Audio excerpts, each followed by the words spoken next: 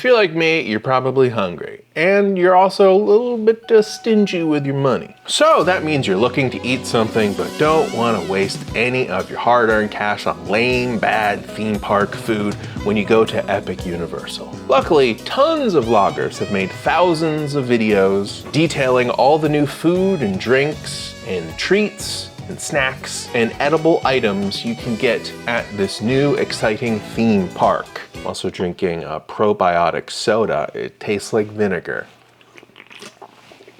Ugh. And look, a lot of these creators spend a whole bunch of time and money eating all this food and telling us all about it. They are sacrificing their health for us. So take a little moment to remember their tummies. Ugh.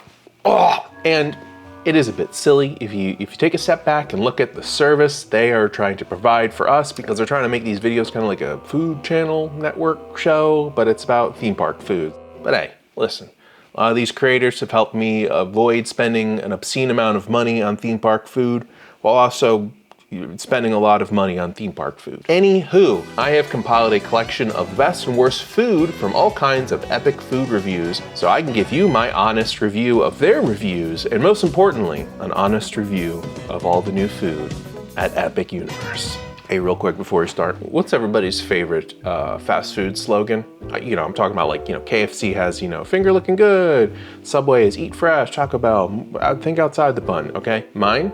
Checkers/Rallies, you gotta eat. Yeah, you're right, I do have to eat. If I don't eat, I will die. So thank you for stating the obvious. And sometimes you just need fast food slogans to do that for you. You gotta eat.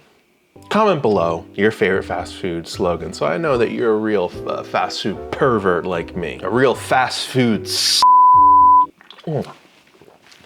Okay, starting off with Das Steakhouse. It's a sit-down place with a giant painting of that blood portal to hell, tons of great creepy gothic theming, and even some dead vampires on the wall. I kinda just wanna eat here just for the theming alone. The food, whatever, it's the themes that I'm here for, or at least I'm gonna walk through, and I'm gonna be touching all kinds of things, because they got some creepy dead vampires on the wall, okay, over here. I'm gonna be up there like touching them fangs and being like, how sharp are these fangs?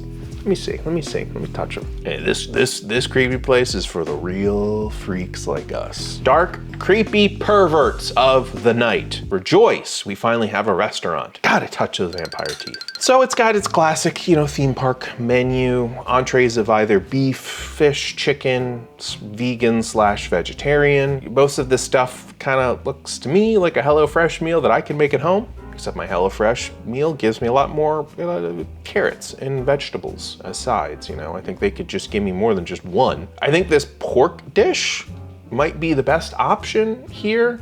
Once again, just give me some more mash. And just slap on those carrots and veggies, come on. Especially for like a $20+ entree. But the pork, so you drip some red stuff on it, looks like blood. Once again, theme, awesome. I love how Taylor's video here just keeps getting blasted with this like red ambiance light, like a Dario Argento film. And I'm pretty sure Taylor is the guy who does the Orlando Informer stuff, huh? So Taylor, let's be friends. Buddy up with me. Let me hang out in some of your videos.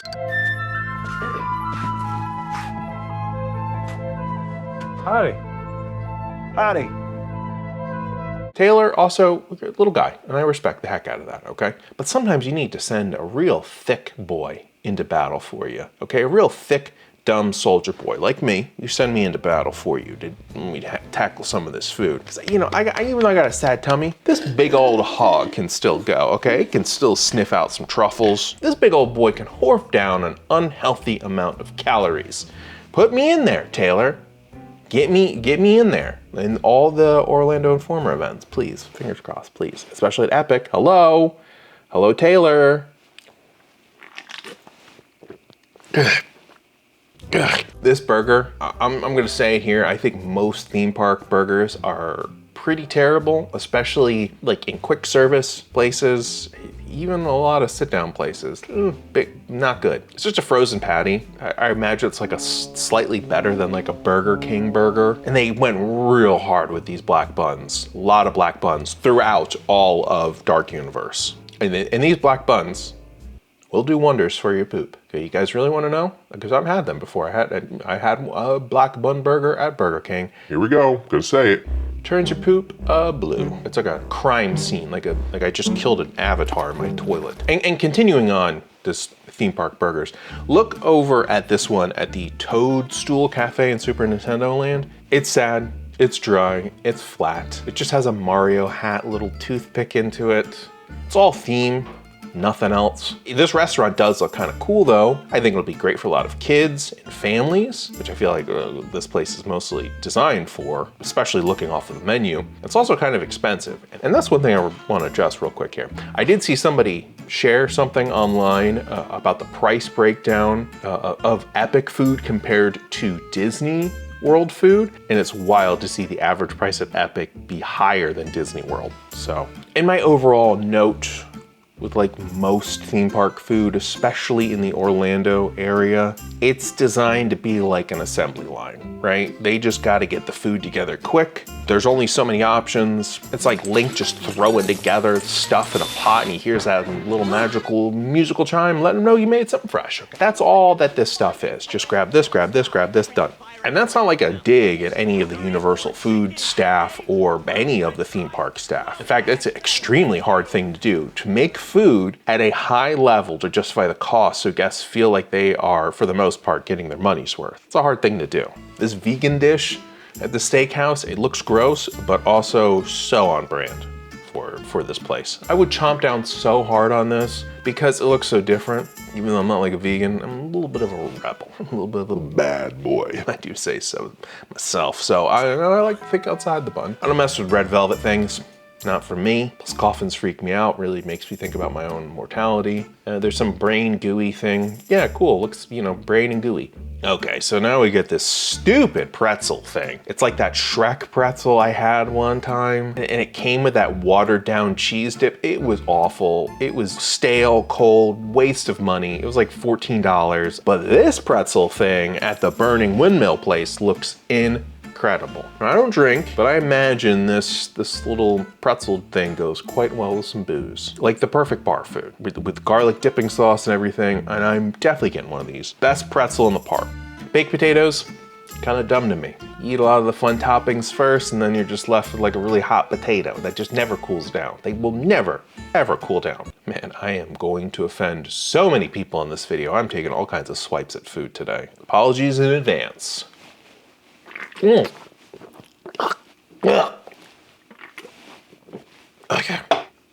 Real talk. I've heard some people kind of saying a lot of theme park food is just glorified cafeteria food. Maybe, in some places. I'm gonna say 85% of it, okay? And there's a couple places out there in these parks that are really, really good. They're also very, very, very expensive. Cafeteria food, bit of a scathing remark. I mean, this dry rub chimichurri thing, it has some character to it. It's got some spice. This is a 3.5 out of 5 on the spiciness. It's actually one of the spicier things I've had today. Again, Taylor, send this big old tummy in. Put them in. Put them in. I chow down on that. I'm real good with spice. Probably why my tummy is so sad right now. Gotta avoid the spice. But I'll do it for you, Taylor.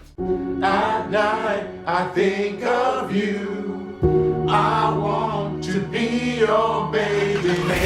If your game is on, give me a call, boo. If your love... The damage I've done to my tummy over the years is pretty embarrassing. God, do you guys remember, like back in the day, all the awful food they would feed us in like middle school and high school lunch? Some people watching this video outside of America might not know like how disgusting our lunch food is, but like back in the day, in my day, this is like straight up war crimes, okay? Delicious, delicious war crimes. There's got to be a better adjective out there to describe these things. French bread pizza though, hello.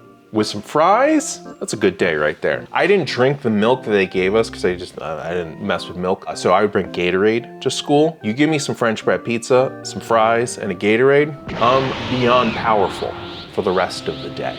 Tacos with fries? Okay, now we're really talking. You get some soft shells, you get some meat and some cheese. No lettuce, get that crap out of here. Just straight up meat and cheese, French fries, Gatorade. That's a way to start your weekend. You get that on a Friday, it rolls right into the weekend. You're ready to hang out with your boys on Saturday night until 4 a.m. playing Super Smash Bros. Melee. We would only invite one girl, and then throughout the school year, we would all individually have crushes on the girl, one at a time, just kind of cycle through one boy, and then one of the boys would actually end up dating the girl, and then we would kind of ostracize both of them, pull like a Yoko Ono thing, like, oh boy, he's dating the girl now. We'd all really be jealous, though. There's a lot of big feelings that were happening in high school, let me tell you. A lot of bad, big feelings. I can't even find like an accurate picture online of how disgusting our school lunches were, and I swear, it was just like an entree with fries on a styrofoam plate.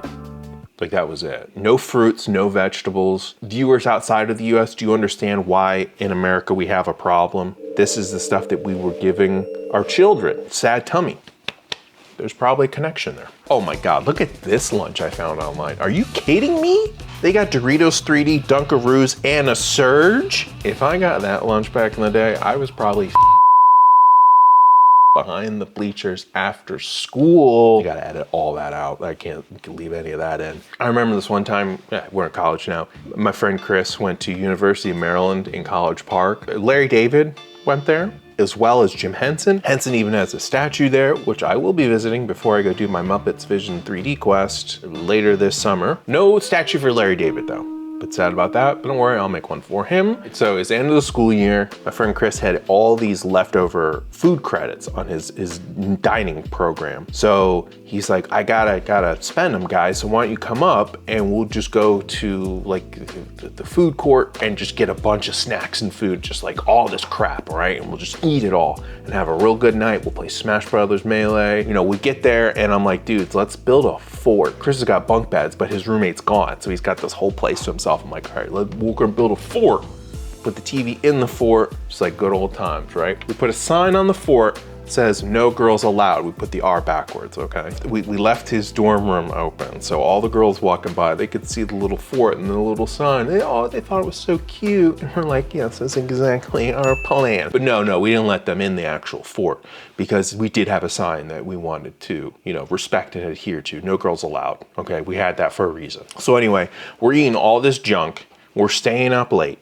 Then the next morning, my one friend Kevin wakes up and he's like, guys, oh, my stomach, it hurts so bad. And we're like, yeah, all that junk food probably didn't help. But, you know, he was like, the pain is like so insufferable. I'm like, oh boy, so this is real bad. Turns out his appendix was about to burst. And he had to like get an ambulance ride. He had to like go to the hospital. He get that thing removed. It was crazy. And then ever since, because he got a little scar on his tummy there, we made up this rumor that I stabbed him because I lost a game in Melee, which, to be honest, I probably would have done. But yeah, a lot of my friends were semi-professional video game players. They traveled around the world playing Smash Brothers Melee. My friend Eric and I would put together these little like music videos for them. Like, oh yeah, we're traveling around the world, Smash Brothers, do. I was like, okay at Smash Brothers, but not nearly as good as my friends. So I became like their manager. We go around to tournaments and I would like hype them up and like trash talk everybody. There's even like this Melee Wikipedia online thing. Apparently there's a profile on me on there, and it has in there that, quote, Kenny stabbed Kevin because he lost a game in Melee. And I was like, oh my God, I did it. I fooled them all. All right, hold on. Wow. I went off on a little bit of a tangent there. We went on a journey. We got to get back on track here. All right, okay, Epic Universal Food. Pizza Moon. This place looks really cool. Like a little tribute to the film A Trip to the Moon. Theme park pizza, not that good. I've eaten pizza from all over this country, all different kinds of pizza, cooked in certain ways and this and that. So I feel like I have just a little bit of experience with proper pizza. Theme park pizza, it's just bland. Sauce is whatever. They have to like load it on with toppings to hide the blandness. I mean, look at this one pizza. It has chips on it. What are we doing? Ugh.